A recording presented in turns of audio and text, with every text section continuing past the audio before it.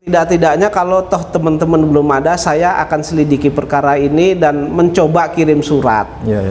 Kirim surat, salah satunya ke Menteri Pertambangan, bahwa benar tidak tambang PT Adi Partner Perkasa ini pernah punya tambang berkaitan dengan KP pertambangan. Nah, saya akan telusuri di sana. Kalau di sana ternyata tidak pernah punya KP kuasa pertambangan di Kalimantan Selatan ini, berarti kan ada unsur kebohongan pada saat presentasi. Itu cukup penipuan investasi? Enggak, menurut saya. Dari data yang kita ambil ya, ini melibatkan banyak orang ya bersama-sama melakukan penipuan, dan otomatis lah secara logika itu izin KP-nya nggak ada lah. Karena apa? Emang eksploitasinya itu nggak ada. Kalaupun misalkan itu ada eksploitasi, itu ada perjanjian terkait dengan penipuan yang tadi di atas, bahwasanya si penipunya itu ya di sini si jadi Gudbara ini saya nggak tahu lah, pokoknya itu kayak gitulah. Intinya seperti itu, ada bisnis penipuan. Jadi kalau misalkan itu dikeluarkan oleh bupatinya, saya rasa mustahil. Jadi otomatis kalau misalkan izin KP itu nggak ada, saya bukan menuduh ya, cuma kalau secara logika itu nggak akan dikeluarkan kepada Adiansa. Secara logikanya seperti itu gitu ya.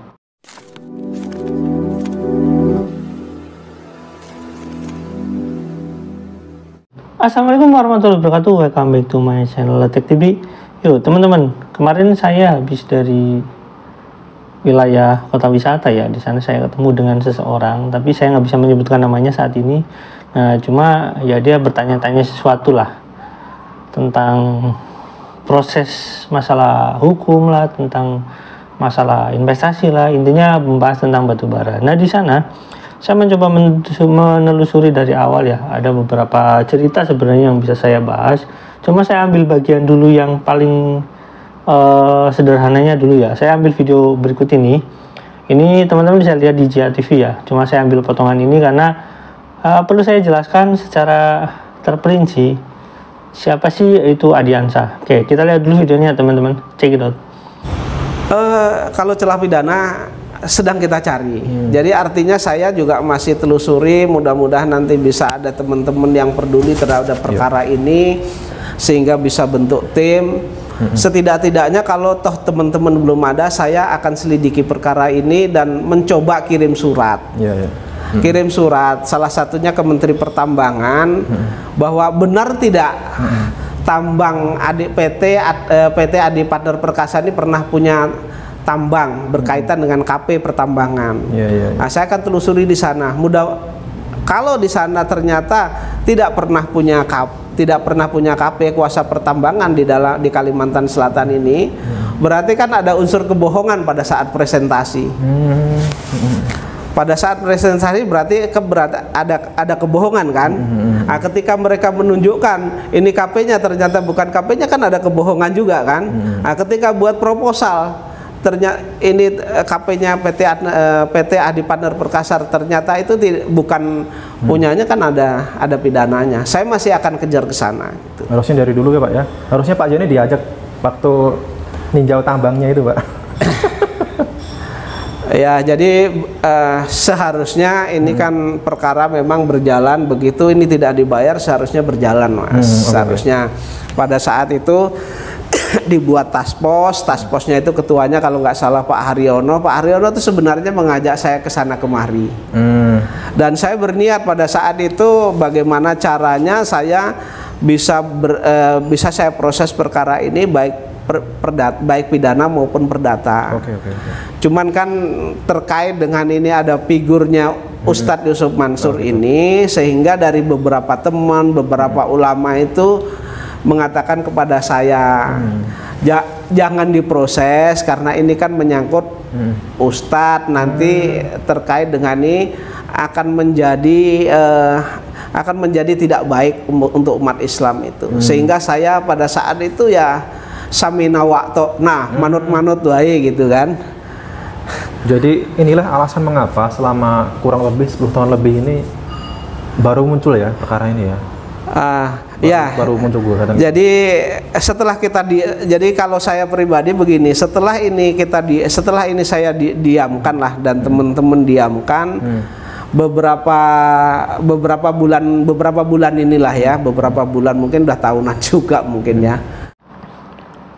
Oke, gitu teman-teman, itu videonya. Jadi di sana bahas tentang apakah ada unsur pidana dengan misalkan PT Adi Banter Perkasa itu memang memiliki badan hukum tentang ya izin KP. Izin KP itu izin pertambangan ya. Nah, di sini perlu kita bahas, Adiansa itu pernah bermasalah dengan Humpus. Memang iya, di sana bermasalah dengan Humpus, dan dia menggunakan PT lain dan juga memalsukan nama dirinya untuk kepentingan investasi. Ya tentu otomatis PT tersebut dipalsukan beserta namanya ya. Nah, di sini ada putusan Mahkamah Agung ya teman-teman. Saya bacakan sedikit ya. Adiansa untuk membicarakan masalah penjualan batu bara dari PT Adi Bara Nusantara kepada PT Humpus, ini milik Pak Tommy ya, Tommy Soeharto. Namun secara diam-diam saudara R. Giadi Gurbeda secara pribadi ikut menanamkan modalnya di PT Adi Bara Nusantara dengan tujuan mendapatkan persentase keuntungan dalam setiap penjualan batu bara ke PT Humpus. Jadi di sini yang bermain Giadi Gurbeda, ini namanya kayak gitulah. Bahwa untuk terrealisasi kerjasama antar PT Adi Bara Nusantara dengan PT Humpus dalam tujuan jual beli batu bara, maka saudara Adiansa di bidang jual beli batu bara perlu dilengkapi persyaratan dokumen dengan harus disertakan kepada PT Humpus. Kemudian sekitar bulan Mei 2008, ini 2008 ya, saudara Adiansa menemui saudara Dadang Rukiat terpidana dalam berkas terpisah splitting ya. Jadi dia punya terpidana tertentu. Di tempatnya bekerja di sebuah jasa pengetikan yang terletak di Jalan Matraman, Jakarta Timur, dengan maksud untuk membuat dokumen-dokumen palsu, fiktif, atau dokumen yang dibuat fiktif antara lain. Kasihan sekali ya, tukang ketik aja.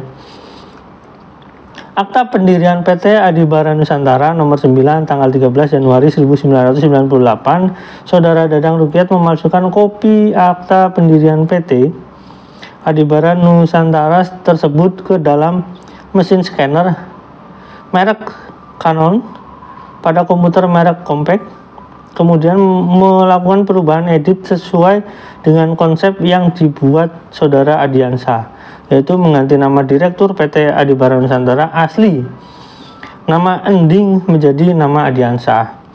Setelah itu dicetak dan hasilnya diserahkan kepada saudara Adiansa. Akta pendirian CV Rahman fiktif dengan cara merubah data-data sesuai dengan kopi dan konsep yang diberikan saudara Adiansa, diantara nama Ride dirubah menjadi Haji Saiful. Ingat Haji Saiful ya, yang ditulis menjabat sebagai direktur, dan nama notaris Dwi Hartanto saudara SH diganti menjadi notaris Heni Rupianti SH, dengan maksud untuk meyakinkan PT Humpus bahwa saudara Adiansa dalam garis miring PT Adi Bara Nusantara seolah-olah benar memiliki kuasa pertambangan KP di Kalimantan Selatan. Bahwa kemudian sekitar tanggal 18 Maret 2008, akta pendirian PT Adi Bara Nusantara dan CV Rahman yang telah dirubah seakan-akan asli dan data-data fiktif lainnya tersebut diserahkan PT Humpus di gedung Grand Jalan Raya HR Rasuna Said, Kapling X1 ya, ini 10-1 nomor 89 Setiabudi, Jakarta Selatan, sebagai persyaratan dalam pembuatan perjanjian kerja. Nah, kita lanjut ya teman-teman. Di sini diterangkan ya, ini kita langsung loncat ya. Di sini diterangkan PT Humpus bermaksud untuk membeli batu bara dari PT Adi Bara Nusantara yang nama batu bara tersebut berasal dari Cafe CV Rahman yang memiliki perjanjian fiktif sesuai dengan kuasa pertambangan eksploitasi bla bla bla ya, yang 2007 dikenakan oleh Bupati Tanah Bumbu dan Kampung Pengangkut dan Penjualan bla bla bla titik ya 2007 yang dikeluarkan oleh Bupati Tanah Bumbu. Oke, jadi sebenarnya secara singkat itu sederhana ya teman-teman. Dari pekerjaan Adiansa yang memang memasukkan data-data fiktif tentang kepemilikan izin KP, Jadi kalau misalkan tadi ada pertanyaan apakah PT Adi Partner Perkasa itu memiliki izin KP, ya tentu saja ketika izin KP dikeluarkan pasti kan ada histori riwayat apakah si orang ini pernah melakukan penipuan atau tidak, apakah ini pernah tersangkut masalah batu bara atau tidak, otomatis kan itu ya, apalagi dari kementerian yang berkaitan gitu, baik itu ya Kementerian Sumber Daya Alam dan lain-lain lah, dan mungkin termasuk bupatinya. Kalau melihat dari sini otomatis PT Adi Partner Perkasa itu ya secara logika, secara analogika itu nggak punya izin KP ya teman-teman ya. Tapi ya nanti kita telusuri lagi di berkas tanah bumbunya ya, apakah emang ada izin KP atau enggak. Kalau memang nggak ada ya otomatis ya itu penipuan gitu ya, penipuan investasi. Tapi catat ya itu masih di hal itu. Apakah itu cukup penipuan investasi? Enggak menurut saya. Dari data yang kita ambil ya, ini melibatkan banyak orang ya bersama-sama melakukan penipuan, dan otomatis lah secara logika itu izin KP-nya nggak ada lah, karena apa, emang eksploitasinya itu nggak ada. Kalaupun misalkan itu ada eksploitasi, itu ada perjanjian terkait dengan penipuan yang tadi di atas, bahwasanya si penipunya itu ya di sini si jadi Gudbara ini saya nggak tahu lah, pokoknya itu kayak gitulah. Intinya seperti itu, ada bisnis penipuan. Jadi kalau misalkan itu dikeluarkan oleh bupatinya, saya rasa mustahil. Jadi otomatis kalau misalkan izin KP itu nggak ada, saya bukan menuduh ya, cuma kalau secara logika itu nggak akan dikeluarkan kepada Adiansa. Secara logikanya seperti itu gitu ya. Nah, jika itu dianggap penipuan investasi, ini banyak yang bertanya, jika itu dianggap penipuan investasi, itu mungkin ya misalkan di penjara sekitar 4 tahun seperti yang terjadi pada Adiansa, itu di penjara 4 tahun pada saat itu ya. Nah, terkait dengan hal-hal yang sifatnya perubahan data atau misalkan dia memasukkan data, itu memang secara prinsip itu ya penipuan-penipuan sederhana gitu masuknya. Jadi ya mungkin di penjara 2 tahun atau 3 tahun, karena lebih berat pemalsuan datanya mengenai izin atau dan penipuan bersama-sama, makanya mungkin di penjaranya 4 tahun. Nah, sekarang kita berpikir apakah uang-uang tersebut yang dikumpulkan Adiansa itu nggak mengalir ke rekening-rekening tertentu atau dialihkan pada aset-aset tertentu. Nah, secara logika, kalau misalkan saya melihat dari kasus ini dari kacamata hukum yang saya miliki gitu, ilmu yang saya miliki, terlepas dari nanti pengadilan memutuskan apapun, ya itu keputusan pengadilan, beda lagi ya. Kalau misalkan saya lihat dari runtutannya itu ada pencucian uang. Nah, pencucian uang bagaimana? Nah, proses menganalisa itu bentuk pencucian uang atau bukan itu sebenarnya sederhana teman-teman. Nah, cuma dalam proses hukum di peradilan itu nanti ya beda lagi hukum hakim menganalisanya. Nah, kalau misalkan ya adanya pencucian uang yang dilakukan dalam tanda kutip ya, ini Adiansa beserta kroninya, karena di kasus ini istrinya juga terlibat. Nah, istrinya terlibat di sana, terlibat didakwa untuk kasus pencucian uang. Nah, kalau misalkan itu terjadi, misalkan ini dialihkan kepada misalkan mendapatkan bonus nih para marketing investasi batubara, ini bisa menjadi itu mereka ikut terseret dalam kasus ini.